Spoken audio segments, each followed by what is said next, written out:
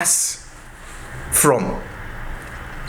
Tie this on the window that you're lowering us through, so that when we come back with our soldiers, we will know that this is where Rahab and her family are. So no soldier will get in your house, but anyone who is outside your house will not be included on this oath we are making. So for your family to be saved, let them be in your house during the time we come. My goodness. So she sent them away, and they departed. That's verse number 21. And tied the scarlet cord in the window.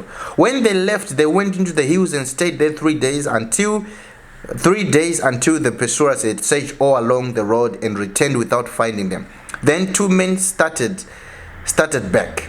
They went down out of the hills, forded the river, and came to Joshua of Nun and told him everything that had happened to them. They said to Joshua, "The Lord has surely given the whole land into our hands. All the people are melting in fear because of us." They are giving Joshua the information they got from Rahab the prostitute. Remember, I said Rahab knew so much about the land because she got it from her clients. She spoke in a business. She conversed with the clients. So they are telling Joshua the leader about the information, military information they got from Rahab the prostitute. And they are telling Joshua, we made this prostitute and we made this oath with her that she will be saved. Now I want to go back to the scripture. I said I will come back. Verse number 14. Our lives for your lives. The men assured, if you don't tell what we are doing, we will treat you kindly and faithful when the Lord gives us the land. Guess what? History shows us that Rahab and the family until today, they've got their own portion of land in Israel. And Rahab repented. She repented. There's so much about Rahab. We could even go back, go into history shows us that she repented at 50 and even got married.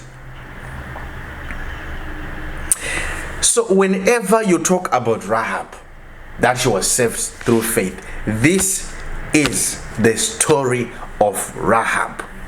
And of course, then the Israelites, Joshua came with the army, they marched around Jericho 7 times. And Jericho fell.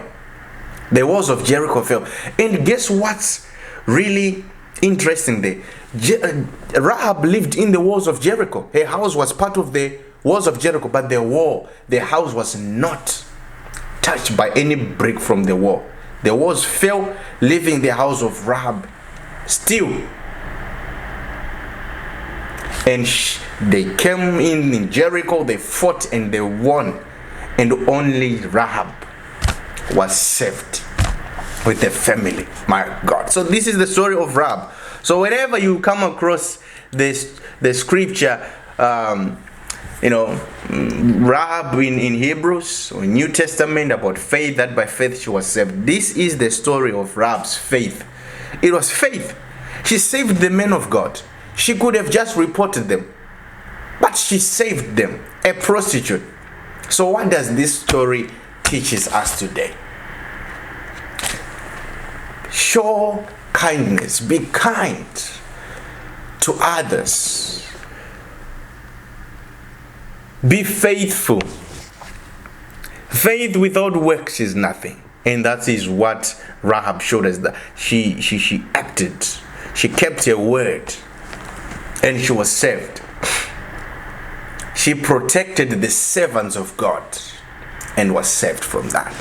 This is the story of Rahab, who is well known as the prostitute. And I hope and I trust that after this story, you now understand that Rahab is not just a prostitute. So much. This was a strong woman. But of course, you can't. It's hard to just understand about her strength and what she did, by reading that. It is important to find reference, research. When you find something that you think it's a bit challenging, find out, is this story in the Old Testament?